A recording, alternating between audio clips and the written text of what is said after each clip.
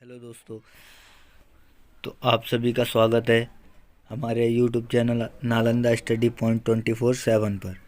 जैसा आपको पता है, हम राजनीति विज्ञान में 500 महत्वपूर्ण प्रश्नों पर बात कर रहे हैं जो किसी न किसी प्रतियोगी परीक्षा में आए हुए हैं।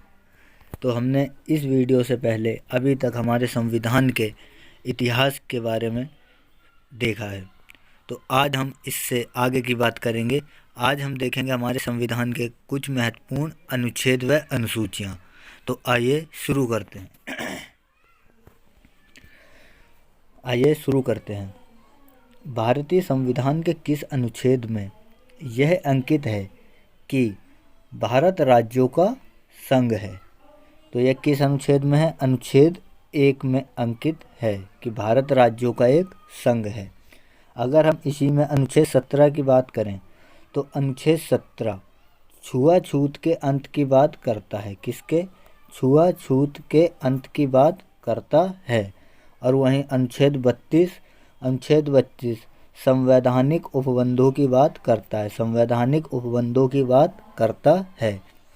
अगला प्रश्न, भारतीय संविधान के किन अनुच्छेदों में नागरिकता संबंधी प्रावधान किए गए हैं? तो हमारे संविधान के अनुच्छेद 5 से 11 में नागरिकता संबंधी प्रावधान किए गए हैं। और ये अनुच्छेद 5 से 11 किस भाग में आते हैं? संविधान के भाग 2 के तहत आते हैं। अनुच्छेद 5 से 11 जो नागरिकता से संबंधित है। अगला प्रश्न, भारतीय संविधान में किन अनुच्छेदों में मौलिक अधिकारों का प्रावधान किया गया है? तो मौलिक अधिकारों का जो प्रावधान है अनुच्छेद 12 से 35 में किया गया है। संविधान के भाग 3 के अंतर्गत अनुच्छेद 12 से 35 में मौलिक अधिकारों का वर्णन किया गया है। अगला प्रश्न, कौन सा अनुच्छेद नौकरियों तथा शैक्षणिक संस्थाओं में समाज के कमज़ोर वर्गों के लिए आरक्षण का प्रावधान करता है? तो हमारे संविधान का अनुच्छेद 16 सरकारी नौकरियों और शैक्षणिक संस्थाओं में अल्पसंख्यक वर्गों के लिए आरक्षण का प्रावधान करता है। अगला प्रश्न, और इसी प्रश्न में हम देखना चाहें तो अनुच्छेद 1 क्या कहता है?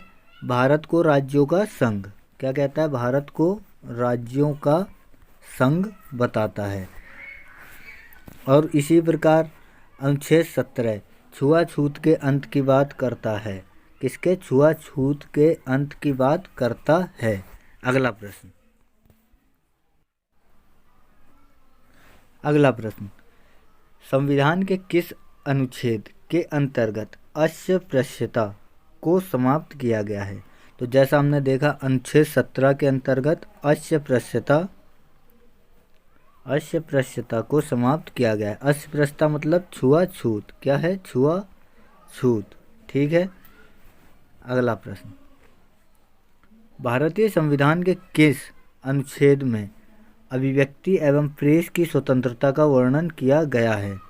तो यह किस अनुच्छेद में है? ये अनुच्छेद 19A में। किसमें? अनुच्छेद 19A में अभिव्यक्ति एवं प्रेस की स्वतंत्रता का वर्णन किया गया है। अगला प्रश्न,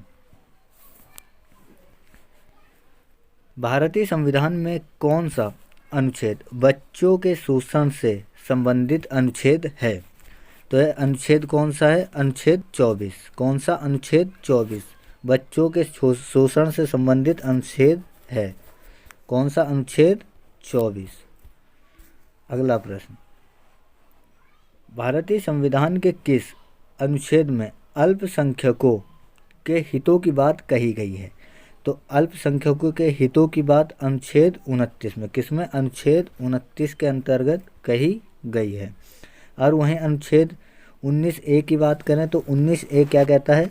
प्रेस की स्वतंत्रता की बात करता है। और वहीं अनुच्छेद 18 जो है उपाधियों का अंत करता है। किसका? उपाधियों का अंत करता है। अगला प्रश्न, कौन से अनुच्छेद के अंतर्गत सर्वोच्च न्यायालय नागरिकों के मौलिक अधिकारों की रक्षा करता है? तो यह है अनुच्छेद 32 के तहत संवैधानिक उपचारों के अधिकार के तहत, संवैधानिक उपचारों के अधिकार के तहत करता है। अगला प्रश्न, अगर इसी में हम देखें तो अनुच्छेद 24 क्या करता है? अनुच्छेद 24 बच्चों के शोषण से संबंधित अधिकार है। बच्चों के शोषण से संबंधित एक अधिकार होता है जो कि एक मौलिक अधिकार ही होता है, मौलिक अधिकार ही होता है। और अनुच्छेद 17 की बात करें तो अनुच्छेद 17 समानता का अधिकार देता है। क्या देता है? समानता का अधिकार देता है। अगला प्रश्न,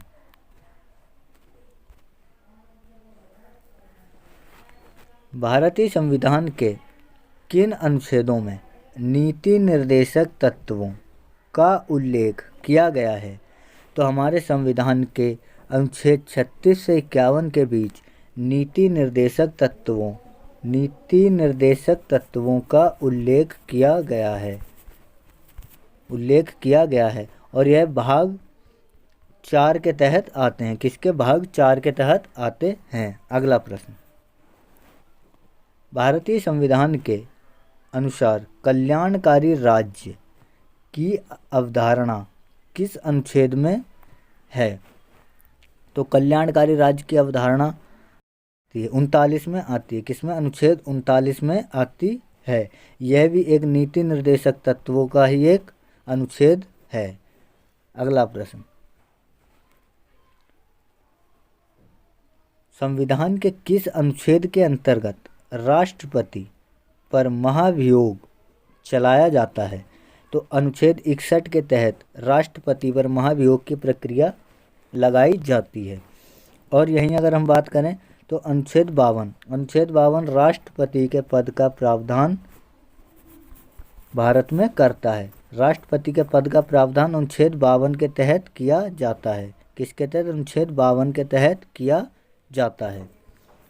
और इसी में अगर हम अगले की बात करें तो अनुच्छेद 63 क्या कहता है? अनुच्छेद 63 उपराष्ट्रपति, कौन? उपराष्ट्रपति के पद का प्रावधान करता है। और अनुच्छेद 76 की बात की जाए तो महान्यायवादी, भारत का न्यायवादी की नियुक्ति का प्रावधान करता है। अगला प्रश्न, संविधान के किस अनुच्छेद के अंतर्गत उपराष्ट्रपति के पद का प्रावधान है? तो देखिए, जैसा मैंने पहले भी बताया कि उपराष्ट्रपति के पद का प्रावधान अनुच्छेद 63 के अंतर्गत किया जाता है। किसके तहत? अनुच्छेद 63 के तहत। अगला प्रश्न, संविधान के किस अनुच्छेद के अंतर्गत मंत्रीगण सामूहिक रूप से लोकसभा के प्रति उत्तरदायी हैं? तो किसके तहत? अनुच्छेद 75 के तहत। अनुच्छेद 75 के तहत सारे मंत्रीगण लोकसभा के प्रति सामूहिक रूप से उत्तरदायी होते हैं। अगला प्रश्न, भारतीय संविधान में मौलिक कर्तव्यों को किस अनुच्छेद में दिया गया है? तो मौलिक कर्तव्यों को अनुच्छेद 51A में, किसमें? अनुच्छेद 51A में दिया गया है। अनुच्छेद 51A भाग 4 के अंतर्गत आता है। अगला प्रश्न, भारतीय संविधान में किस अनुच्छेद में महान्यायवादी की नियुक्ति का प्रावधान किया गया है? तो हमने जैसे पहले भी देखा, महान्यायवादी की नियुक्ति किसके तहत? अनुच्छेद 76 के तहत, अनुच्छेद 76 के तहत की जाती है। अगला प्रश्न, कौन सा अनुच्छेद संसद के 2 अधिवेशनों के बीच अधिकतम 6 महीने के अंतराल की व्यवस्था करता है? तो हमारे संसद के अधिकतम 2 अधिवेशनों के बीच अधिकतम 6 महीने का अंतराल का प्रावधान अनुच्छेद 85 करता है। कौन सा? अनुच्छेद 85 करता है। अगला प्रश्न, राष्ट्रपति संविधान के किस अनुच्छेद के अंतर्गत लोकसभा को भंग कर सकता है। क्या कर सकता है? भंग कर सकता है। तो यह भी अनुच्छेद 85 के तहत ही होता है कि राष्ट्रपति लोकसभा को भंग करता है। अगला प्रश्न, संविधान के किस अनुच्छेद में संयुक्त बैठक का प्रावधान दिया गया है? तो यहाँ पर ये मिस्टेक है, यहाँ पे अनुच्छेद 108 होना चाहिए था। तो किसके तहत? अनुच्छेद 108 के तहत संयुक्त बैठक का प्रावधान करता है। अगला प्रश्न,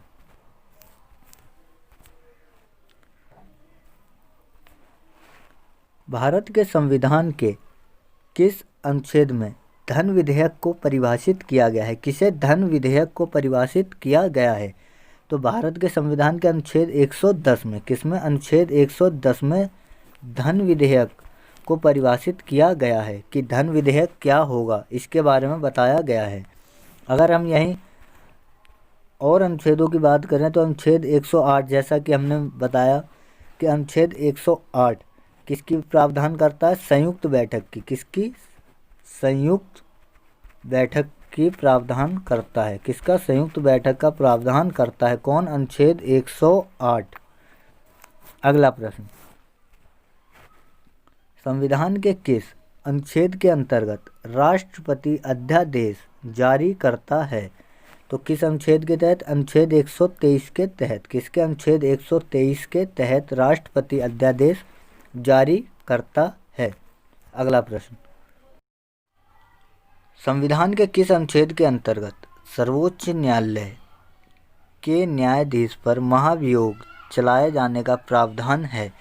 तो यहाँ देखिए, यहाँ पर थोड़ी सी टाइपिंग मिस्टेक है। तो ये किसके तहत महाभियोग चलाया जाता है? अनुच्छेद 124 के तहत। किसके तहत? अनुच्छेद 124 के तहत उच्चतम न्यायालय सुप्रीम कोर्ट के मुख्य न्यायाधीश पर महाभियोग चलाया जाता है। किसके तहत? अनुच्छेद 124 के तहत। किसके तहत? अनुच्छेद 124 के तहत। अगला प्रश्न, राष्ट्रपति सर्वोच्च न्यायालय से किस अनुच्छेद के अंतर्गत परामर्श लेता है? तो राष्ट्रपति जो है अनुच्छेद 143 के तहत 143 के तहत परामर्श लेता है कानूनी मामलों में। अगला प्रश्न, संविधान के किस अनुच्छेद के अंतर्गत जिला व या अधीनस्थ न्यायालय का प्रावधान किया गया है? तो एक किस अनुच्छेद के अंतर्गत आता है? अनुच्छेद 233 के तहत। किसके तहत? अनुच्छेद 233 के तहत आता है जिला न्यायालय व अधीनस्थ न्यायालय की बात। अगला प्रश्न, केंद्र और राज्यों के बीच प्रशासनिक संबंधों को संविधान के किस अनुच्छेद में, किन अनुच्छेदों में दिया गया है?